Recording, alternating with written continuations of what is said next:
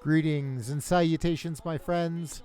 I am Pat626, and I normally host Subculture Shock Sunday nights on Twitch, featuring new goth, industrial, darkwave, deathrock, EBM, synthpop, and postpunk. And for the past few years, I have been very pleased to feature a band out of Mexico City, the Darkstar Calling. And I'm even more pleased because recently they approached me to do an interview on this show, Subculture Talk. So tonight in the virtual studio, I have Mario and Tonatiuh. How's it going, guys? Hi, Pat. Hi, Pat. Here, so far away from you both in Mexico City, but doing really great and glad to be here. Well, I am really pleased to have you guys in the studio because while I have, you're actually the third band from Mexico City that I have interviewed this year. You're actually the one I've been playing the longest. So I've been looking forward to being able to interview you all. Yeah, it's really nice. I think we delay a little bit in make this interview because I know you have been playing the Darkstar Calling from long ago, for which we are really grateful about it. But well, the time has come and now we are here. Well, yeah, the stars finally aligned, as they say. That's correct. So I'm gonna get into in a little bit just what the band is, how it's structured, everything that you do. But before we go there, I always like to start with what I call the supervillain origin story. So if you both could just take some time to tell me, how did you get into this kind of music to begin with? Not even making it. What made you start listening to like dark alternative? Well, I'm first, Tana? Yeah. Yeah, go first. Okay.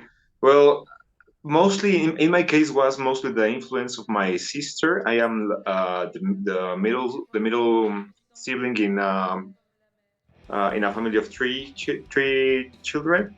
So I have an old sister that started very young to go into the punk culture stuff. We have here in Mexico a place called Chopo Market, which is like a very old alternative market. So my sister started to go there when she was young, and I started to listen kind of alternative music, starting with punk, and then going more into the dark wave stuff like Bauhaus and Sisters of Mercy, Fields of the Nephilim, Joy Division, post-punk and stuff like that. So in the beginning, she was the main influence that bring me up that music, and also some of my neighbors that were older than me, like my friend David. That I don't know if he's seeing the interview, but he also used to record to me tapes with alternative music. It was really weird because it was a mix of everything, like from Chris Isaac to Alice in Chains, some of Nirvana stuff, some Bauhaus stuff. So I started to listen more often to that kind of music, and then I started to find out my own way in this Chopo alternative market to find more about the dark wave stuff. That's how I started to into this world. Yeah, for me it was a coincidence. I grew up in my dad listening to a lot of British rock. So he's a huge fan of Deep Purple and the Rolling Stones and things like that. So there was always rock and roll at home. But when I was, I don't know, 9, 10, 11 years old, I just listened to pop from the radio. And when I turned 12, my mom gave me a guitar as a birthday present and enrolled me in guitar lessons. And she didn't ask, she just enrolled me. You want to be a rock star, right? Here you go. Exactly. And so then I was too little to be too rebellious. So the way in which I rebelled was, I'm not going to take lessons of just like rock guitar. I want to do classical guitar. I didn't even know what that entailed. But so there I go. And it was really, really a huge coincidence. So the first time that I went to my classical guitar lessons that I didn't know what it was, there were these guys there. They were like 7 years older than me. And they were playing a beautiful, beautiful Renaissance duet. And I just fell in love with that. That really changed my life, and I got it. And so these people then became like my mentors, and they actually happened to like very heavy metal. So I entered through the door of death metal and black metal, and little by little I started mellowing. So then I started listening to doom, which is a little bit more melodic and a little bit slower, and then through that I transitioned into gothic and gothic metal. This was like the early 2000s when gothic metal was at its summit. Huge And then deal, yeah. exactly. So for instance, my early teenagers were the soundtrack had Lacrimosa all over. I still love that. And then from that I mellowed even more into goth rock, which is where I think that I live now. I love shoegaze, I love folk, I love so I can no longer stand death metal. But all these things are considered like on the umbrella of goth music in Mexico City. And as Mario said, there's this place called the Chopo Market, which is basically just like a farmer's market where people come and they sell like the mixtapes and pirated things. Wait, so back then, stop. Hold on. I was going to ask about this market, and now I'm really intrigued. So there's actually like a farmer's market for mixtapes and music in Mexico City. yes. Yeah. I am living in the wrong goddamn country. Oh my God. And it's amazing because this market started, I think, in the 70s, maybe. It's very old by now, and it's now like it's like a tradition for the young people to go there, like to get their baptized in the alternative stuff. If you are a teenager or you're young and you haven't been in the Chopo Market, you are doing something wrong. Or if you have an alternative underground band and you haven't played never in Chopo Market, you are doing something wrong, because it's now a very emblematic place here in Mexico City for the underground culture. That's amazing. Yes. Yeah. So people get together. You can actually just sort of record your mixtapes or like CDs back then, right? And people would just stand there in the street selling their stuff. And we're talking about late 90s or early 2000s, so really before the boom of the internet, which came like 10 years later in Mexico City. So it was very, very hard to find a lot of underground music. The only way was going there, and there were these like little stands where someone maybe would go to Germany once a year, buy a lot of CDs, and then just copy them or make tapes from them. And that was a way to learn about new music. Yeah, but bands like Alicia and Los Prados Downguards, Black Tape or Blue Girl, that kind of stuff, I came to meet like that, just like buying the mixing tapes. And it was funny because in those days, when a little they record all the tape, and sometimes there was a little left tape left a few minutes left at the end. A few minutes of the tape, and they put some other like song of any other band, but they didn't put the name. And you came in love with that last song, and you couldn't know who was band. So it was really funny because you have to go back to the guy and search for the guy and ask, hey man, what's the last song you put in the tape, because I love that band. Okay, Yes. So this is hilarious because when I was a child, my father, who lived in Utah on the other side of the country, would send me mixtapes, and that's how I got into a lot of like dark alternative music to begin with. And he did the same thing. So it's nice to know that while you have this whole market for this sort of thing, you still had to suffer like I suffered. Yeah, it was really funny. Yes, and sometimes you spend decades with these questions in your mind. So for instance, Mario and I didn't meet back then. I think we met when I was about 18 or 19. But there was precisely on one of these tapes that I bought, at the end, they put a cover of Bizarre Love Triangle. And it was an acoustic cover sang by a woman with a very, very sweet voice. And I loved it, but I could never find what it was. And so a decade later, I meet Mario and I tell him about it, and he knew. So this is a cover by Frente. Immediately, like, this is Frente. But I had these like 10 years, just like, who is this band? I love it. And that's how you knew that this friendship would last forever. And you were destined to be in a band together. Yeah, it's kind of funny. Tona and I became very close friends. He is cousin of a friend of my brother, but now the four of us are like brothers. My brother has this friend in the college, and Tona was the cousin, and then they spent a lot of time in my house because I used to live alone. So it was the place for the meeting, the place for go to have some beers, to see some movies, to just listen to music. So it was like the point of reunion there. So that's why that's why we met each other. And then after the years, we just came very close friends. And yeah, we even played together in some bands long ago.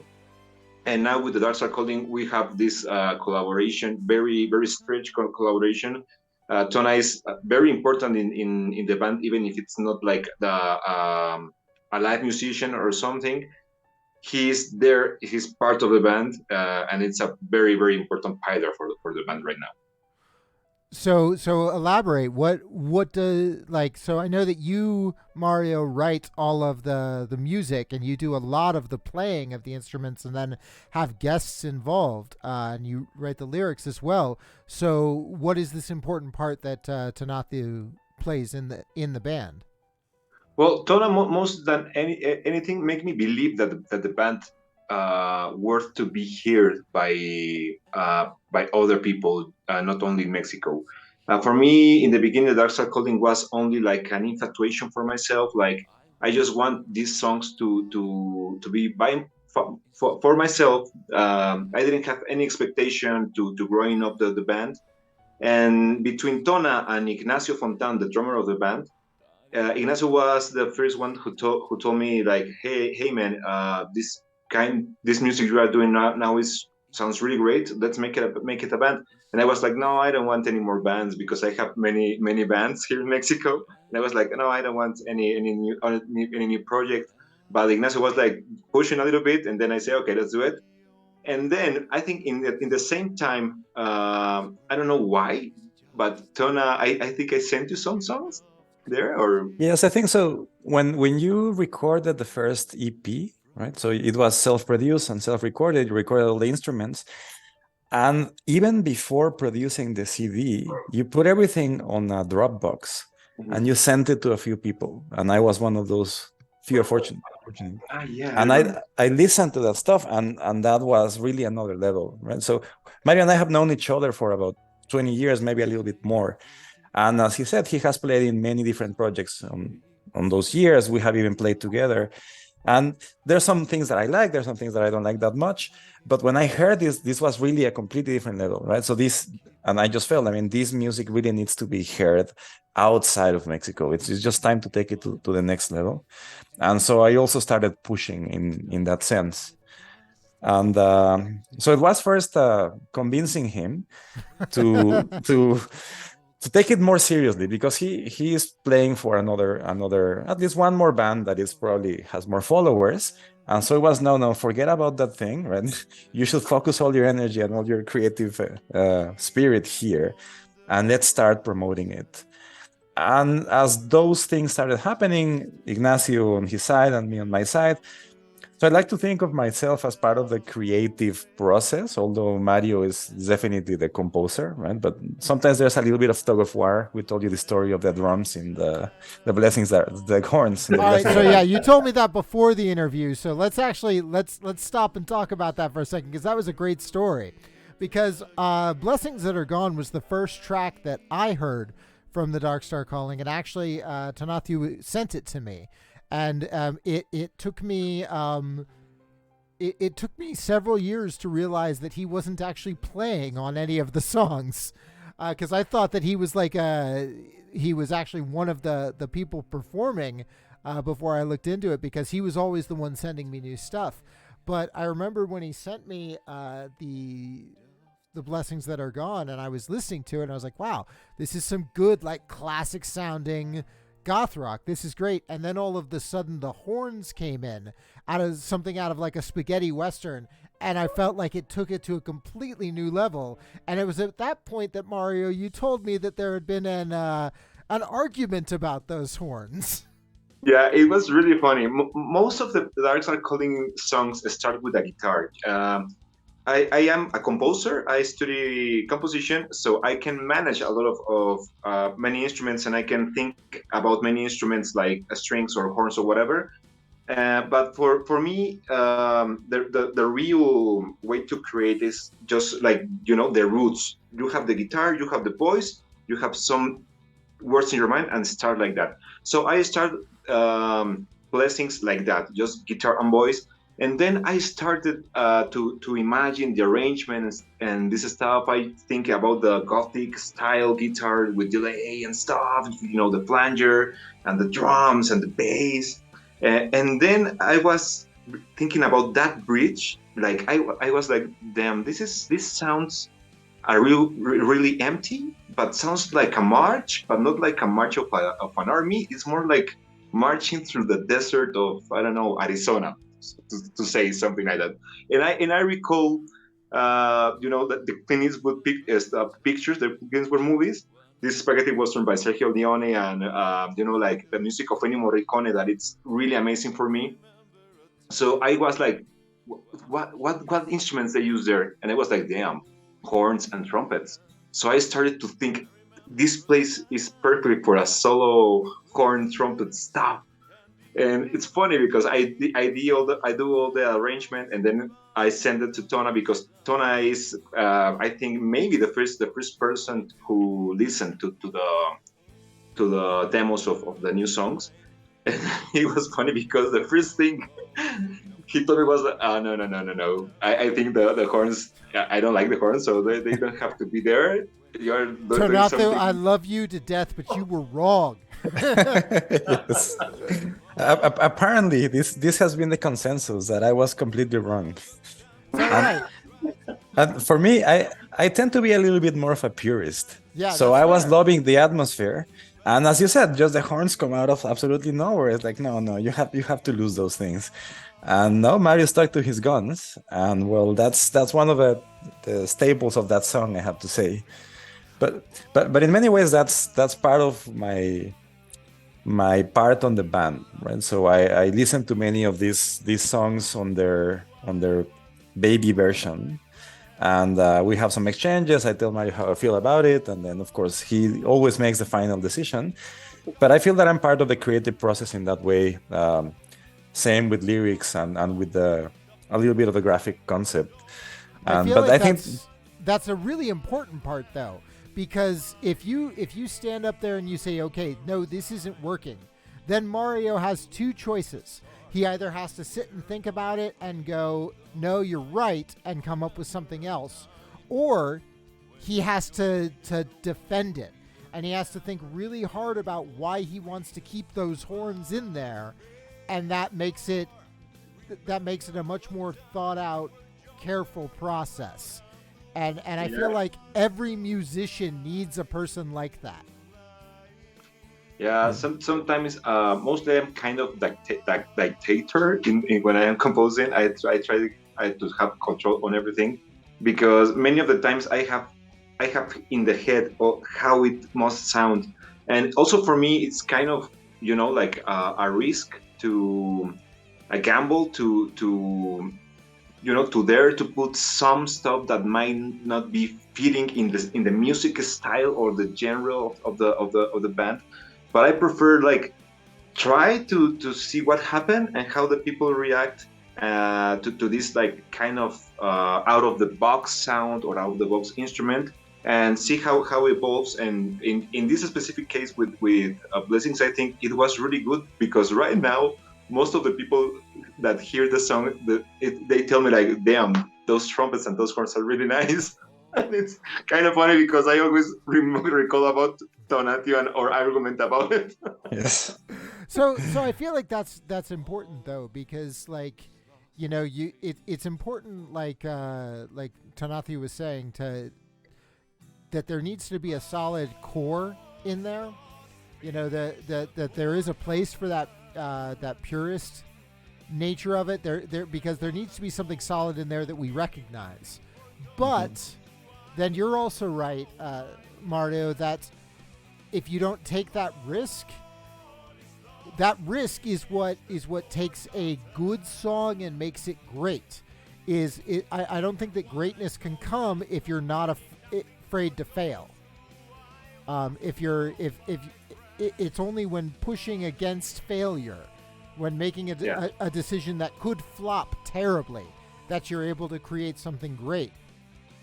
Yeah, for me, I think for me, failure is part of success in many ways. You know, if you don't dare to take the chance, the risk, you will not evolve into something into something better, maybe. And in the other hand, it's also nice that Donna has this purist like mind, because sometimes he put a challenge on my mind. The case for this last album, the Morse of Forever Gone. Woo! Nice We plug. Yeah, this is one. We have now this song called "Her Eyes Like a Torch Blaze" that Excellent. I composed specific for Tonatiuh request. You know, he told me before I started to make all the arrangement for the new songs. He was like telling me, "Hey man, you have to give me now a song that match with the dark wave style and stuff." And I was like, "Damn, I have to do something that." Yeah, that fit in that place, in that I can do whatever in the other songs, but I have to have at least one that can Just match the sound.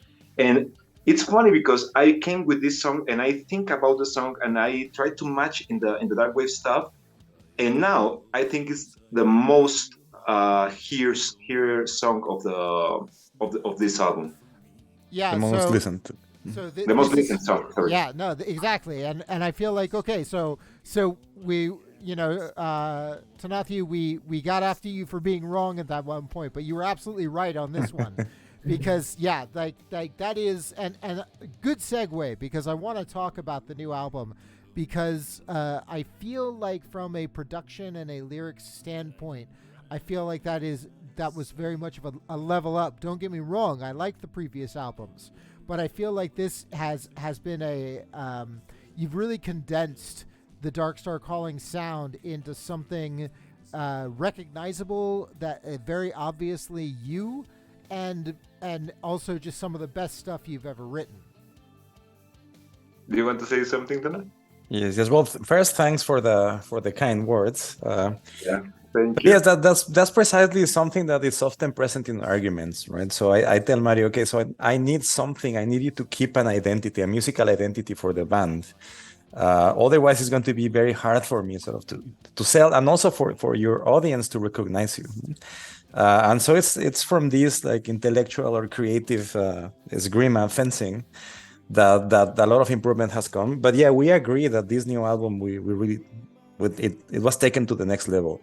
And it's by far, as you said, in production and in composition and musicianship, it's much better than the previous ones, which were, I mean, we like what we do, right? We're already pretty good, but I think that this one is definitely the best so far. So there's a theory that I have about something like that too. So often the first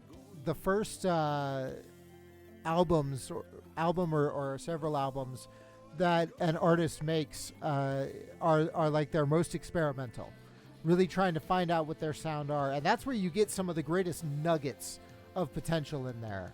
Blessings That Are Gone is a great example of just a really high caliber song that is taking risks, and then at some point they get a little bit safer, and it isn't until like you get, you know, it's usually either the third or sometime after album where all of a sudden the bands are like, okay, so we've got these crazy ideas again, but we've got the lessons that we learned from previous ones, and so you're still not afraid to take risks, but you have all the lessons you learned from taking the previous risks, and you hone it into something maybe not as off the wall, but definitely like something that is still experimental and still fresh, but also much more refined sounding.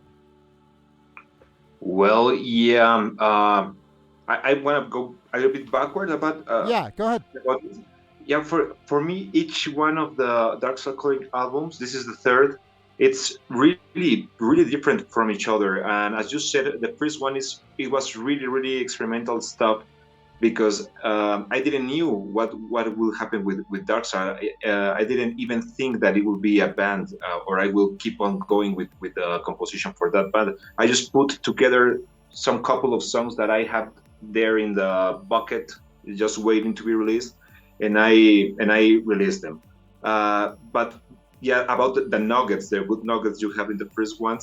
That in the first one is "Shadow of Your Love," that it's by far the flag song of the band. In every place when we are now playing here in Mexico, they always want "Shadow of Your Love," and it's the more recognizable song of the band. And also with the second album, yeah, it was an improvement in production. The sound of the second album was a little more like hard, more like rock, not too gothic, but more like rocky. And in this third, yeah, I think it's kind of more experimental, like more eclectic stuff. We have this introduction, like sounds like maybe like science-fi soundtrack or something. It's definitely the most electronic thing that you've made. Yeah, yeah, more, yeah, most. Yeah, they have this beat, like it's a little more electronic stuff, and we have the opposite side with Lullaby, that it's a totally acoustic folk song with Celtic, like Yeah, no, like airs, Celtic influence is in there. Celtic Yeah. influence, but the lyrics are really dark, lyrics. What will happen? About what the main question you said of the topic, like about the third or fourth album, we start like I don't know what will happen if we have to mix again or whatever. I think Darkstar will be surprised again with the next album, because for me Darkstar is this band that I have no boundaries to the genre. I have I have this inclination, this like natural inclination for dark stuff, for dark lyrics, for dark sensation, but also I try to mix it with all my influence. So I try to run free in the music with Darkstar calling, and God save us all. I see. And then Tonatiuh's job is to just try and rein that in a little bit. God help you. Exactly. Exactly. God help So you.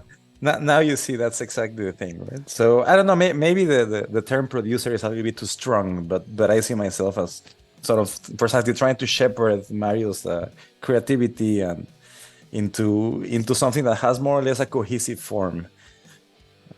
I think it works, because at this point in time, I recognize a Darkstar calling song when I hear it, but I also am not like, at no point can I say, okay, well, there's this song that sounds exactly like this song. Each of them has still been very different. And I was really digging in to the latest album, the Moors of Forever Gone, in preparation for the interview. And what I found very interesting about it was that although it's not, like, as far as I can tell, a concept album, there is a very cohesive theme happening lyrically in there. And I was wondering, actually, Mario, if you could kind of like, were you doing that on purpose, or did the lyrics just kind of come out that way? Well, let me see again where the sounds. So in the meantime, what I can tell you, Pat, is it's actually it may not sound like a concept album, but it's like a concept band. And actually the album does follow a concept, and Mario will tell you more about it. But there is an entire mythology behind the band, even behind the name of the band. No shit, because I was seeing some John Milton, like Satan Paradise Lost thing going on in there in some of the lyrics. So I was wondering if all of that was on purpose or not. Like the song "The Price" really reminds me of Red Right Hand by Nick Cave and the Bad Seeds, which itself is a reference to John Milton. So, well, I have to say that Nick Cave is a strong influence for me. Good for you. Yeah, for me, it's a very, very strong influence for me. Very nice influence for me. I love Nick Cave, and I love that Murder Ballads album. It was really, really quite a kick in my head in my teenage days. Absolutely. And about the question, I don't do it on purpose, but maybe in some subconscious level, I am thinking on that because as Tona said, yeah, it might be not a conceptual album like on purpose, but yes, it's a conceptual band. No, I like many mythology. There's a kind of history in the background of the band that mix like post-apocalyptic culture like Mad Max or Stephen King's Dark Tower, um, and also the spaghetti western, the soundtrack stuff, the play with the elements, water, air, earth, and fire. If you see the three albums, the first one, the cover, it's about wind. The second is about water, and this one is totally about fire. So we have Earth left for the next album, as you suppose by now, and that will mark an end of an age in the band. And about the conceptation of this album, yeah, it's there's a lot of Milton stuff. One of my most uh, I don't know, like my most strong influence in literature is William Blake. Okay, I can see that. Yes, it's William Blake. So yeah, I have this kind of like inclination to that kind of topics, and also the Bringer of the Light song. It was funny because in the past album, the what is the name? The Mystifying Ways of Pain. We have this introduction that it's called Creator of Worlds. So a creator of worlds, it's a god. You are creating something. You are creating all the universe. And you have the opposite in the Catholic mythology, like it's Lucifer, the fallen angel. So when I start to think about the name of this first track, Bringer of the Light, I was just playing here with Ignacio, with the drummer, and I was like just saying like I think about the name of the song might be something like The Myth of Light or something like this. And then Ignacio said something like, yeah, like Boss Lightyear or something. And I was like, Lightyear, Bringer of the Light. Bringer of the Light is the real meaning of Lucifer's name. Yep. So I was like, damn, I have a concept now. I will dedicate this song to be the counterpart part of Creator of Worlds. Creator of Worlds is the God, and Bringer of the Light is the opposite. And I took a verse from the Bible to be read in the song. And about the price, yeah, I didn't write that lyric. It is from a friend of mine, Adrián Gallardo. I asked for that lyrics long ago, and I was like asking for something, like this kind of dark temptation. It's kind of vampiric song, like come to the darkness, come to the night, and be seduced by me. But yeah, now that you say it, it mixed perfectly. Like it was like a concept stuff. Yeah. So Ken Magerman in chat right now. Pointing out that we're getting spiritual in this episode. I'm here for it, and I was in the middle of typing. I'll just say it instead. I took an entire class on John Milton and wrote my final paper in that on Paradise Lost. So I'm here for any like Satan, God, devil references. Yeah, totally. Totally that stuff. The price has to has something about it. So, that does bring up an interesting question, because at the beginning of the interview, you said, and I hope you don't mind me bringing this up, that you were a little nervous because you don't speak in English a lot. So why then write all your lyrics in English? Yeah, I think it's a really recurrent question that I have in the interviews. I think I have to say, for my personal opinion, that English is the language of rock. Okay. Just like that. For me, it's like that. I grew up with a lot of influence from my mother's part. She's a rocker, so since I was a child, I listened a lot of classic rock bands. I have to say that my favorite band in all my life is The Doors. Okay. Yeah, it's totally the Doors. It's also something that I like, that Darkstar is kind of eclectic, because it reminds me what the Doors do in their time. Notice that there are the Doors, but there are so many different songs of the Doors. Like, they don't have anything in common. Also, the same happened for me with Bauhaus, that they experiment a lot and they don't have like these boundaries.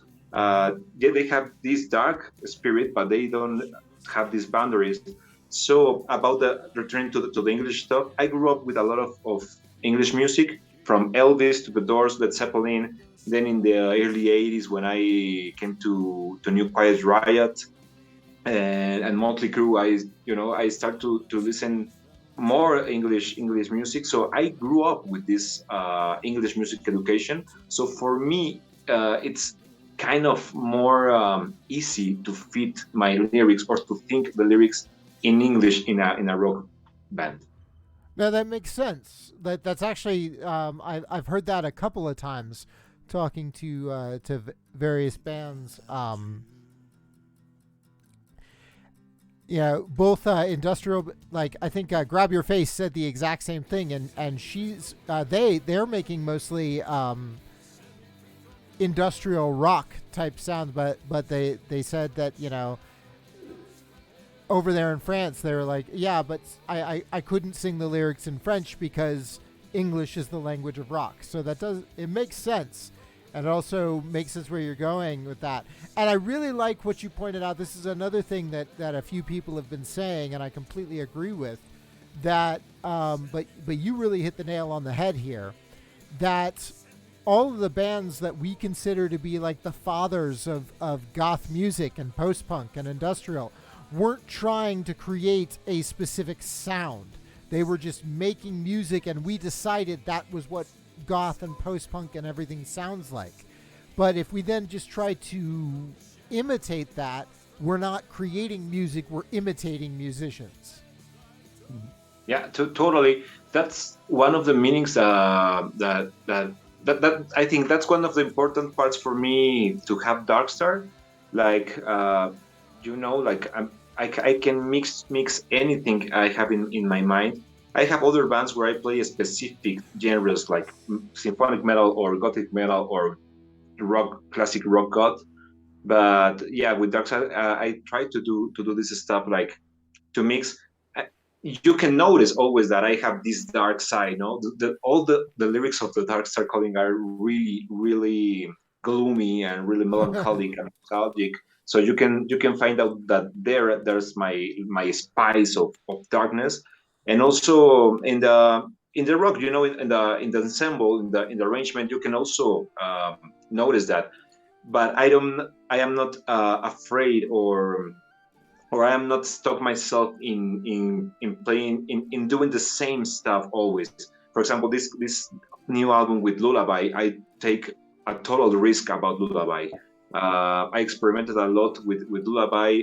I asked for collaborations, and then came this guy from France to play the Celtic flute, and then Ignacio played the drums, like kind of blues stuff, but more like I don't know, just kind of weird mix. And then I was like, well, let's put a cello over there and let's put some chorus there and let's see what happened.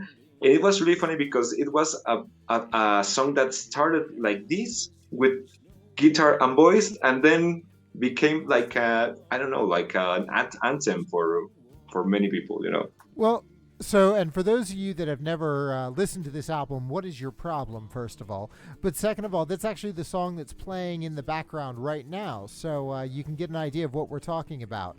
But no, like that's kind of the impressive thing about Lullaby, is it stands on its own compared to the rest of the album. Like it's completely different, but it also still hits that same feeling, that gloominess. I really like that word, the gloominess, because there's this weird contradiction happening where the flutes are very uplifting Yeah. Yeah, the flutes are very uplifting. The little triangle ding in it. It sounds like we're all supposed to be dancing around a maypole or something, and then you realize that it's basically a funeral song. Yeah, yeah, Like, yeah. You get the right idea totally.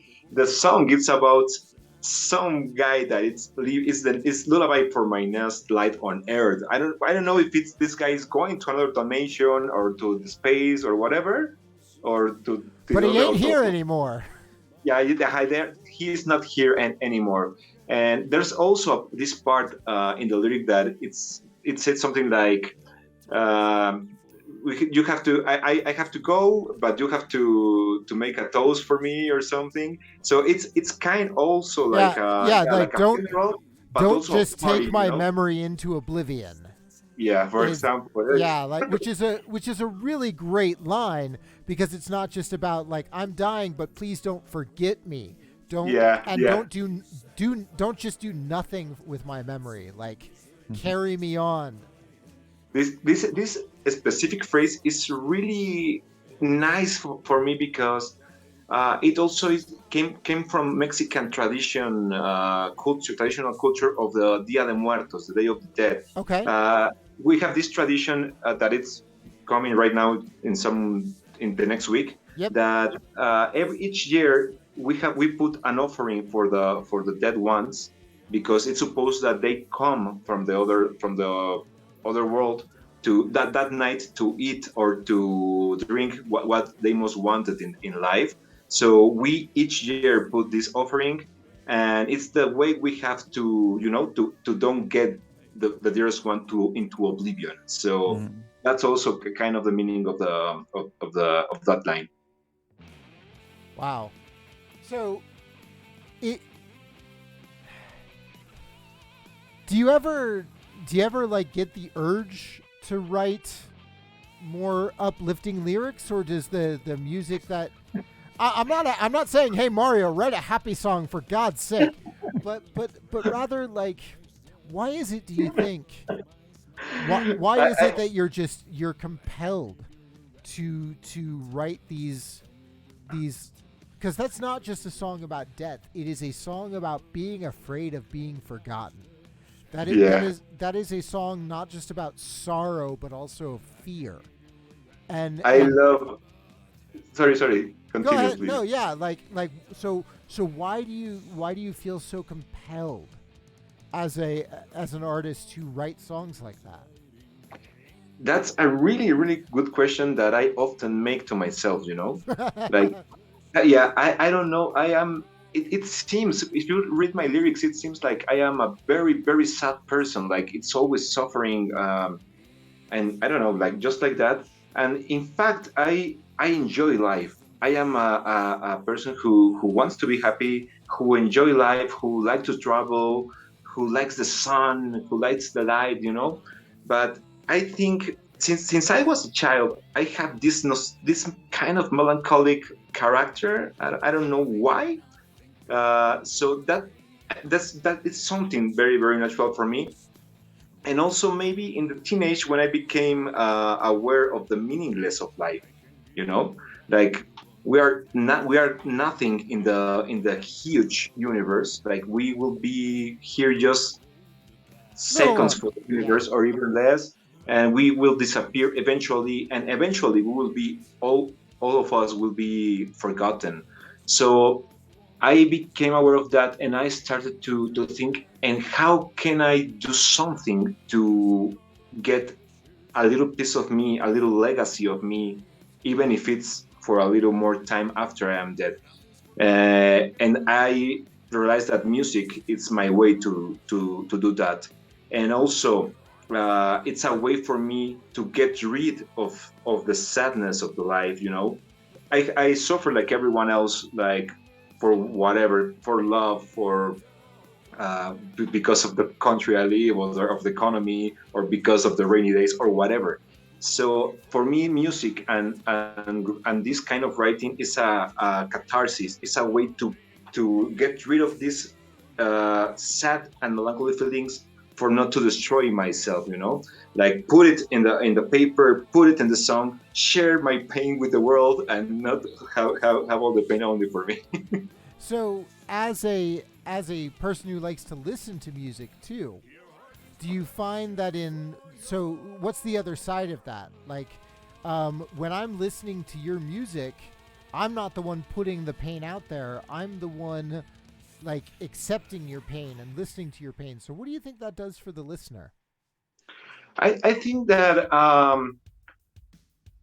like the to think that some people might have not my same problems or not my my same suffering, but sometimes if they might be feel like identify like they are not the only person who feels like that there are other people like having these thoughts, having these feelings, and maybe it's a way for them to not feel alone in his own thoughts or in his own pain or in his own suffering. There are many of us, and we can share this stuff. And I don't know if maybe even enjoy this feeling, but be part of something bigger. Like you are not alone in this suffering or in this pain. Only you. So you have other people who can share this with you. If you can't become happy by it, at least you're no longer alone. Yeah, maybe something like that. Yeah. And honestly though, like, maybe through that connection with people, maybe then that will eventually make us happier.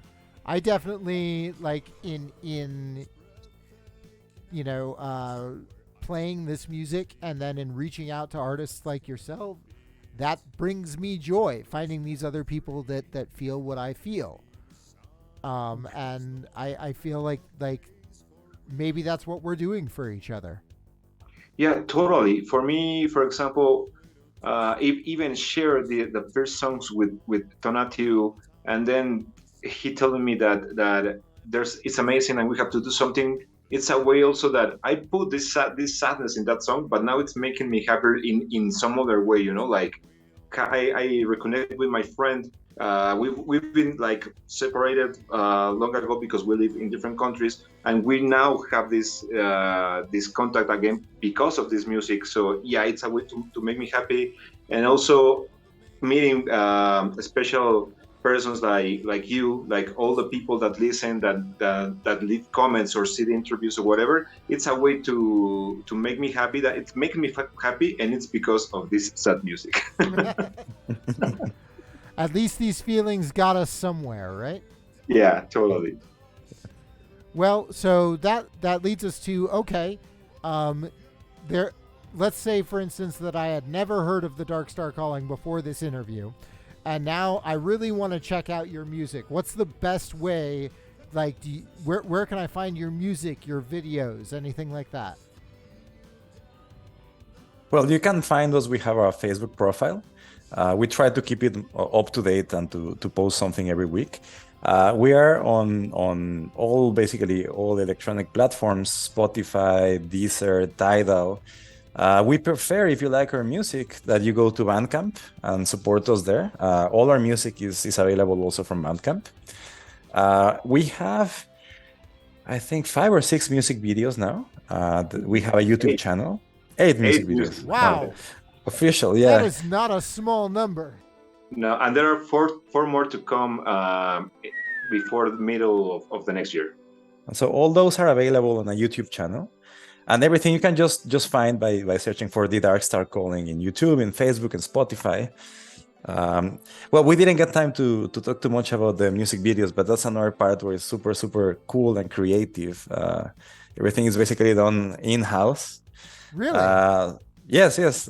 All the concept, the photography, the video edition, everything is done in-house. And well, it's even the process when Mario's thinking of the song and finishing up the final details, he's already thinking about how the video is going to look like and what story we want to tell with the video. So if you have not done so, please go to YouTube and check all the videos, because that's also an important part of the Darkstar Calling. And I noticed there's also physical media, as Mario showed us, of actual CDs. Yeah, we are working right now in the worldwide distribution, but it's all by ourselves. Like as Tona say, we are like totally doing it by ourselves. But yes, we have all the three albums.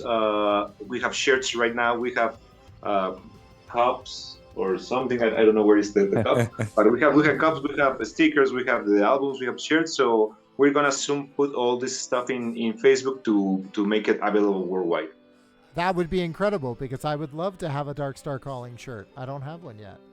Yeah. Not Yeah. just yet, but we'll make sure that problem is fixed soon. Yeah, awesome.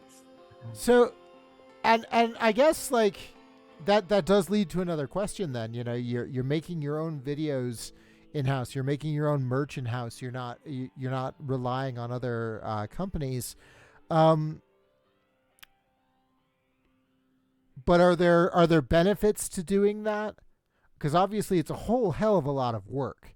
But are there benefits to keeping everything in house like you've been doing? Well, we are really optimistic that eventually there will be there will be some winning. With the merchandise, it's kind of difficult because most of the merchandise it's sell in the shows, and the last 2 years we didn't have any shows, so we are now starting to move again with the shows in Mexico. The music activities right now is starting to walk again. So now it's the time that maybe we will find a way to recover all the investment of the merchandise stuff. Fingers crossed for you because that is a pretty big deal. Yeah, I still will have to take the risk, and we'll have to have all the albums and the shirts and stuff. So we do it with love. Oh yeah, no, there's something to be said for like holding the album that you made in your hand. Like I get that. Yeah, totally. Yeah. It's magical. Yeah, we're old enough that we remember the time when a cassette or a LP. I mean, you treasured it, right? I think that Yeah. most younger audiences are used already just to electronic music, and that you can just download it in your phone or not even download it, just stream it live. Even like taking the plastic off of the CD case, which was always annoying, was still a Yes. part of the ritual because once you got that off, then you had it in your hands and you could go through the liner notes, and it's a pretty big deal. Yes, exactly. So just flipping through the booklet, the lyrics, or the additional art that the musicians put in there, this is great, and that's something that we take a lot of care in.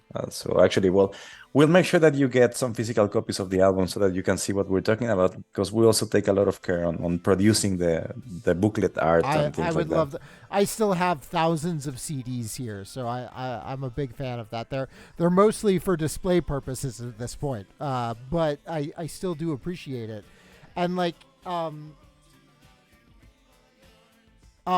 I just forgot what I was going to say. Oh well. So, but no, like there's something to be said for having that in your hands. And that there it is. I also wanted to appreciate it because as someone that used to go through lyric sheets and read along to the lyrics while listening, I wanted to thank you for putting the lyrics to your songs on your Bandcamp page so that I can actually read along with that and still do that and know exactly what's being said.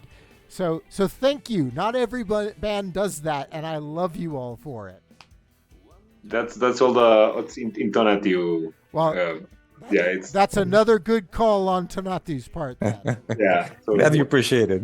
Well done. Yeah, because I, as someone, I mean, I mentioned this as an English major, I get really into song lyrics, and I love to pick apart the imagery and the themes of music, and so for me, that's a big part of it. So thank you. Especially when the lyrics are so introspective or they really have a meaning, right? Because there's lyrics that are very shallow and you don't really need to read them, right? But I think that in this case, it's a very deep creative process, so it's good to share everything with the I don't audience. need to know if you said na na na 5 times or 12 times. Like I don't need to know that. But no, but when we've got songs like it was being able to really read along with as I was listening to notice the like I keep leaning on the Miltonian aspects of Bringer of Light and of The Price. And so, yeah, like if you are a musician and you're listening to this right now, if you have lyrics, make them accessible because you're only doing yourself a favor there. Yeah, totally. So, was there anything else that you guys wanted to add before I cut you loose? Well, I would really like to thank you for all the work that you have been doing for the Gothic scene in general, and specifically for the Darkstar Calling, because it's true that it was more or less a coincidence when you came back live after your hiatus that the Darkstar Calling was pushing out the first EP, and you have been an extraordinary support for us, so we appreciate it. But also for the broader Gothic scene, it's incredible, and to have someone like you who just keeps pushing and keeps this scene alive. So I couldn't let the opportunity go without thanking you for that. I haven't figured out anything better to do with my time, so. Well, that's really nice because it's an advantage for all of us. Right? Exactly. God help you if I get another hobby. Yes. No. No, like, Yes, sorry. go ahead. No, it's your interview. Go ahead. No, I just wanted to say the same as Tona. Like, thank you for everything. Thank you for helping us and helping all the bands, all the underground bands. It's amazing that people are still interested in dig the underground to find a lot of thousands of bands with good quality. For example, in Mexico, we have huge scene in Gothic and metal stuff, and there are a lot of really, really great bands here. So the job you are doing is amazing, and I compel also the people to give a chance to the underground or indie music. We are making a great effort, and not talking only for the Darkstar Calling, but there's a lot of quality in the underground scene. Absolutely. Honestly, at this point, between interviewing you and interviewing Jose Ruiz Cruz and interviewing Blood Dance, I'm starting to realize I just need to plan a trip to Mexico at some point. You have your come here whenever you want to come. Yeah, like I'm gonna have to do it at some point because Yes. there's such a breathtaking amount of great music coming out of there that I want to see it in action. It's a very lively, very active Gothic scene. And you know what? A lot of people, a lot of bands, especially European bands that go play in Mexico City for the first time, they love it. They just keep coming. Because also, I mean, the audience, they just give it themselves completely in the scenario. See, that's my favorite kind of scene. Yes, it's very, very nice. And you know, here bands can tour all around the US, and you go to a venue and maybe you have, I don't know, 60, 70 people, right? So I saw Peter Murphy just 2 years ago in New York City at the Red Lion. No. Yeah. Yeah, so when he did his internship, I was there 3 times, and every day there were around 80 people, right? And that's New York City. That's big. In Mexico City, that same concert would have been packed with like 3,000 or 4,000 people, and he will have just sold out 5 or 6 dates in a row. And so, and it's also the atmosphere that it's really, really nice. So if you have the chance, please do. And there's a lot of talent, a lot of talent that unfortunately goes by unnoticed, which is precisely why I decided with the Darkstar Calling, this cannot happen to this. Yeah. So I put it on myself to promote it in the US, in Europe, in Israel, because that kind of talent and of creativity should not be lost, should not be wasted. Well, you're absolutely right, and I agree with both of you. And I appreciate Mario. I appreciate you making such fantastic music. Tonatiuh, I appreciate you pushing Mario to continue to do it and then getting it into my hot little hands. Because talent like this, songs like this need to be heard 100%. And I will always say that about your music.